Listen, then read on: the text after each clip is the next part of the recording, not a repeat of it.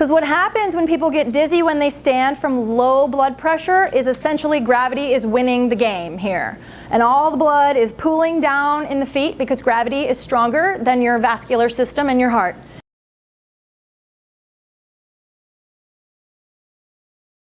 So when your blood pressure is too low, it'll give you dizziness when you're sitting up in bed, from lying down to sitting up on the edge of the bed, or from seated to standing. That's when people will get dizziness from low blood pressure. And that is most commonly a side effect of medications. Okay, so the first thing you want to look at is what meds am I on? Is it caused by my meds? Can my dosage be adjusted? And talk to the doctor about that. That's a physician supervised change that may or may not need to be made. The second most common reason why people have dizziness from low blood pressure is because they're dehydrated. Okay, I mean, my mouth is dry right now, so I'm dehydrated too. It's very hard to stay hydrated. It just is for all of us. So some things people can do to stay hydrated is to avoid alcohol and caffeine, because those are dehydrators. Coffee, tea, and alcohol all are dehydrators. But if you like those things, go for it. Just make sure you also drink water to keep yourself hydrated. And then the final thing I see with people who get dizzy when they stand up is a lot of times they have a bladder problem. And if their bladder is leaking in general, then they will purposefully not drink water to avoid embarrassing accidents. Okay? This is so true. Men and women alike will do this so they can go out and they don't pee their pants basically in public, okay? Or in front of their friends. Or at night, they don't have to make so many trips to the bathroom, so they'll say, well, I'm not going to drink any water all afternoon so I can sleep through the night, okay?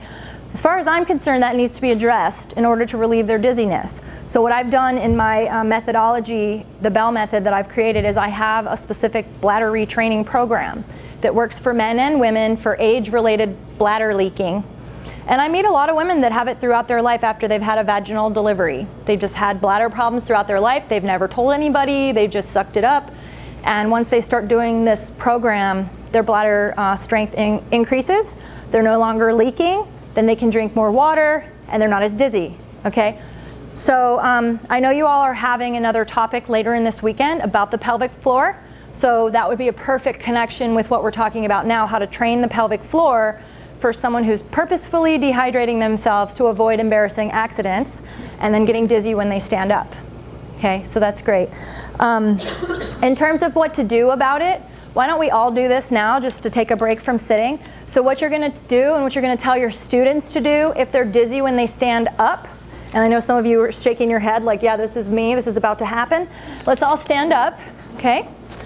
And this is what I teach people with dizziness when they stand. Number one, spread your feet a little wider to stabilize yourself so you don't feel wobbly. And then alternating, lift your heels up, okay?